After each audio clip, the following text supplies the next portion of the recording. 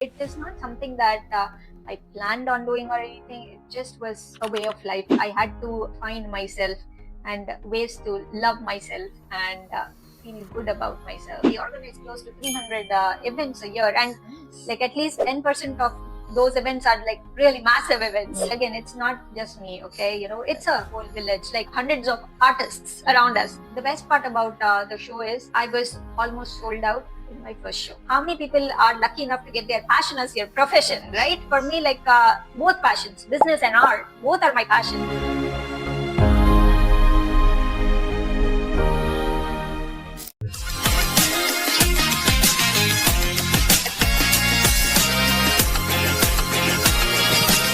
Sweetie Sharada is a visionary artist, educator, and community builder whose work is redefining the role of creativity in youth empowerment and civic engagement. As the founder of Sweetie Sharada Arts and Expression Arts, a non-profit organization, a transformative art-based small business in King County, she has trained over 25,000 students and ignited the launch of more than 35 youth-led initiatives across journalism, STEAM education, public art, and senior wellness programs. Sweetie's mission is rooted in the belief that art can be a powerful driver of social impact and economic growth. Through partnership with over 50 organizations, including libraries, veteran groups, schools, boys and girls club, and community centers, her programs make the arts accessible to all, while also equipping young people with entrepreneurial skills and platform to lead. Her Youth Entrepreneur Expos are a testament to this vision, uniting diverse talents from martial arts to music, puppetry to dance, and events that celebrate culture and business acumen. Under her leadership, Sweetie Sharada Arts has launched a youth-led film production wing, created public school murals, designed stage sets for theatrical productions, and organized art exhibitions, book launches, and non-profit fundraisers. Her studio also provides meaningful employment opportunity for artists, first-time educators, youth interns, while championing inclusion, neurodiversity, and cultural representation. Sweetie's reach extends far beyond her studio. Her team organizes national and international art contests that empower students to explore themes of peace, empathy, and sustainability while connecting across cultures. She also mentors youth through high-stakes public art projects and competitive grants, with many of her students earning accolades on regional, national, and global stages. At the heart of Sweetie's approach is a deep belief in cross-disciplinary learning, blending storytelling, STEM, media, and performance arts to cultivate a well-rounded, socially conscious leaders. Her work has sparked ripple effects across communities, creating more connected, compassionate, and creative world. It's our honor to have Sweetie with us in this episode of Stories Within podcast.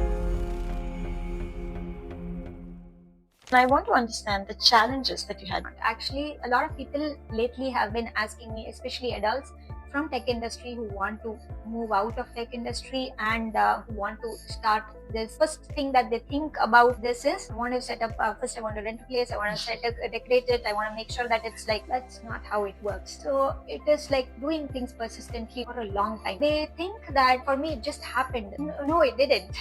For me it did take a lot of struggle. I had to sacrifice a lot. My daughter's childhood for first. I mean, you should be ready to sacrifice. If you want to succeed, you have to be ready to come out of your comfort zone and do what it takes to succeed. My daughter, I will not say anybody has sacrificed as much as she has sacrificed for my growth. I don't even know what I did to deserve her, because husband and all that, like, it's, yeah, they're all busy with their work, but just imagine a kid who is so, like, still a baby. I take her everywhere, for every workshop, everything. Because my husband is working, I have to do my work, and I never compromised on my work for her sake. So I used to take her, I used to put a mat, she used to be there, she used to just keep playing. I used to still do my workshops, my classes, never disturb me. And I have felt the guilt as a mom. It's not easy and it never gets fixed. It's not just as a mom, as a wife, as a daughter-in-law, as a daughter. They all want you to be there for all the special moments and all that. But I just was not there for anyone. What needs to be done so that I get to where I have to, and that guilt is consuming. And this is something that will be there for pretty much all the women, because you have to take care of your house, you have to take care of your child, even though they think that it's fine, you do your thing, but that doesn't fix it. That guilt is always there, and to overcome that guilt and coming out of that and showing that happy face where it's your workplace, and also being passionate about what you do, it's like pulling yourself in so many different directions, and it's very hard. But end of the day, when you see they are your biggest cheerleaders, and when you achieve something, they are, you know that They've been there, they've seen it all. And from the worldly perspective, oh, she's a very successful artist. No, but they've seen the other side of you. And it's not just you who is feeling the pain, they are also. But the best and beautiful part is they have supported you. And for me, I feel like that was the biggest struggle, me pulling myself in all the different directions and trying to be there for them, but not being able to still be there, and always feeling short in that thing. But other than that, the main thing is have a goal, like 5-year plan. Okay, this is how it needs to be. At least if not there, always have a backup plan. Just don't jump into something without thinking what are the pros and cons and all that. So I do a lot. I'm from finance industry, so for me financial planning is the most important thing. Whatever I do, I want to make sure that I never make a loss, at least come out with the bare minimum profit. And that is something very important. People don't think about it and write down. Important thing, write down every single expense. $1.50. If you don't write it down, you'll never realize that how much you're actually spending on it. And make sure that you also add your time, that value of your time into that, and then calculate. This is how it's supposed to be. You know what? I absolutely resonate with you with the time when you mentioned about not being there for family. I think, see, when I see parents taking their kids to the park or library or going up for Halloween, I feel so bad, I've never done that for my kid. She was 5 years old. From that time onwards, she used to go all by herself to the bus stop, and she used to go and she used to feel happy about it. She'll go knock all the friends' door, and then they'll all go together. All the parents come. I never went. So the beautiful part about this is your child will remind you are enough. yes. What you did was enough. Yes. And my daughter does that a lot. When I feel like I keep asking her, have I been a very bad mom? So she keeps saying, no, just imagine how much you've done for me. So when she says that, it's just to, sometimes you feel the family and everyone around you, they just make you get to where you are, and mentally, physically. I think for everybody, family is the biggest support, and for women, I think it's 10 steps high. We need them. We need the support. And but I've seen Zoya, your daughter, she is amazing. Whatever she's doing now is beyond what I could even comprehend. She's amazing. So she has seen you, right? She has seen what you have done. She has you as her role model. So now she's doing amazing things, right? Can you share? Yeah, it's not just her. See, it will be very partial of me to just talk about her. Yes. I have a lot of amazing students who do a lot of amazing things. Share about them. In fact, Zoya looks up to all my students. Yes. So yes. I have one kid who started the initiative where she actually makes baby hats for NICU babies. See, it comes from the family, it's not just that magically my students have done it because they are around me. It's all comes from the upbringing of the parents. So that kid actually makes crochet hats because NICU babies, premature babies, are not allowed to wear any other clothing except for hats. So she started making those and started donating it for so many hospitals. It's wonderful. And in fact, right now she donated for all 50 states hospitals, and she's been recognized in a really big way. And there is one other kid who actually organizes free workshops for kids with special needs. There's one other kid who organizes events for boys and girls club after school, because kids over there cannot afford these kind of activities otherwise. So there are a few kids who actually organize events for veterans and their families. All this, during a weekend when you want to just sit back, relax and enjoy, instead kids are going. And obviously when I say kids, it's not just the kid who is doing it, the parent and everyone, it's Family. the whole family thing, I never want to take any credit, especially for the work we do in the community outreach. It's a massive team that's been working. I started off alone, but now when I look back, it's a whole army of people, who are ready to do. And anything that happens, if I just say oh, okay, come, this is happening, anyone interested, you won't believe the number of volunteers. They just immediately sign up. It just feels wow, that's not something you get it even if you pay for it, people don't come to work. And my mom, when she came here, we were doing sets for Indus Creations Sura Samharam play. My mom and dad were where are we?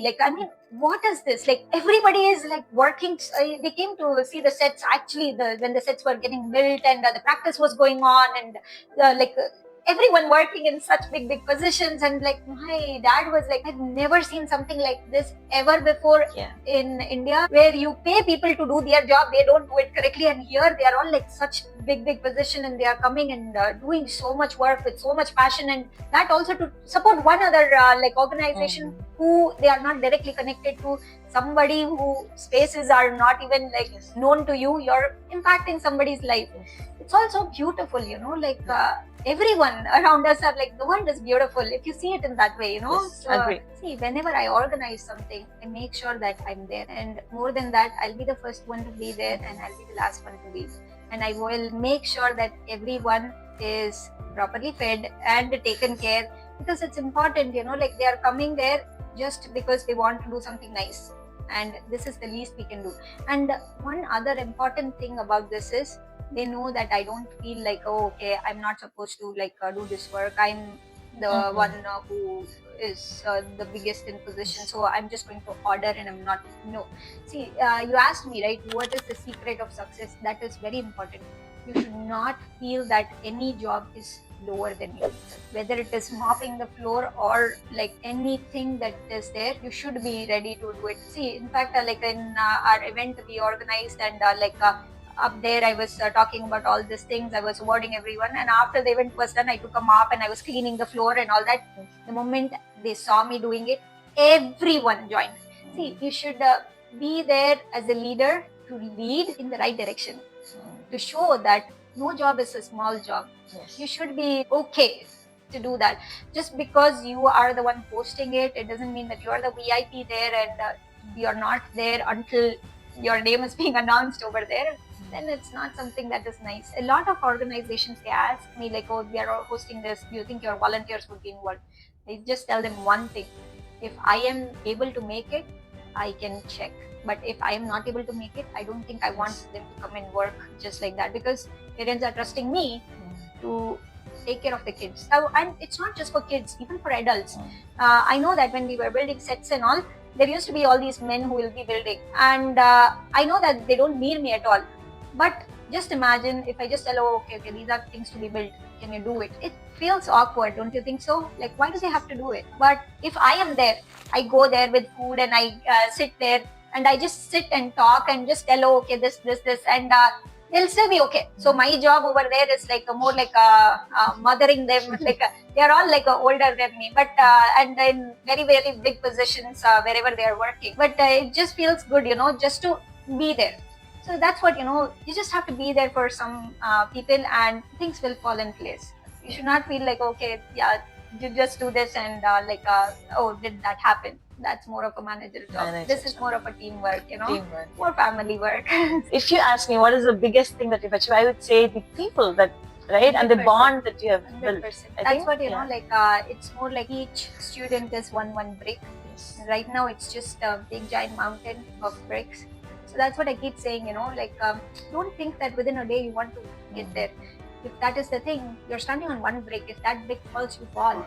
But in my case, that's what I say, that like it's built with so many bricks. If I have to fall, you have to like literally Knock break everything. Yeah, it's not that easy.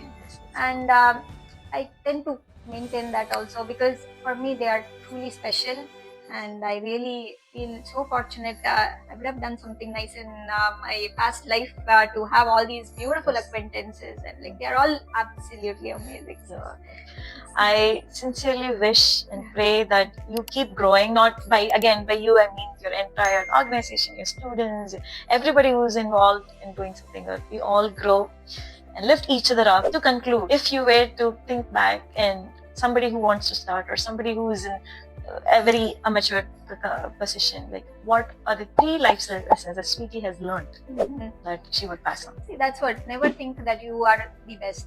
Okay, you can think you're the best just to feel confident about yourself, not to make others feel low. And life is not a zero-sum game. Just because you want to succeed, it doesn't mean others shouldn't. And you grow and make sure that others are having the space to grow. Never think anyone as a competitor. Instead, make them feel like they are partners, And see, in fact, like when we started off Expressions Arts and all, I partnered with, in fact, now also, like we've partnered with so many different organizations. Initially, a lot of people asked me, like, why are you even doing this? Like, what are you getting out of it? I felt very irritated at the beginning that, why are you asking that? Like, why do I always have to get something out of it to do something nice?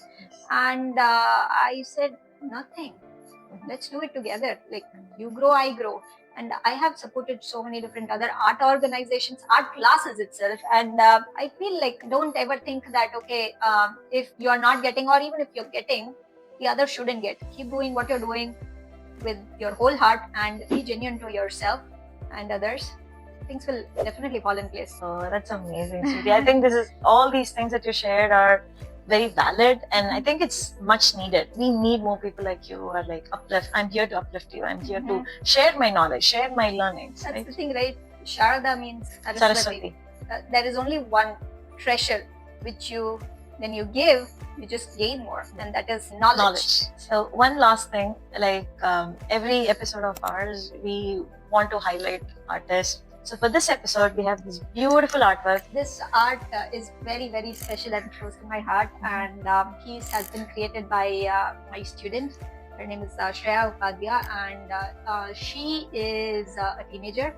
She actually is an artist, and she also dances and sings. Also values Indian cultural heritage and all that. So for her in this piece, if you can see like all the jewelry and all that, like even though she is in US, she still like maintains all the cultural values and traditions that were taught to her. And yeah, I mean, if you can see, like she's holding a paintbrush and she's wearing all traditional clothes, but if you can see, there are some flowers and there are some paintbrush on that as well. So like I mean, artists with a twist or something, yeah, this piece is super, super special to me. Yeah, it's a beautiful artwork. Thank you so much for sharing this and sharing a little story behind this art. Amazing. Thank you so much, Thank you so Sweetie. much.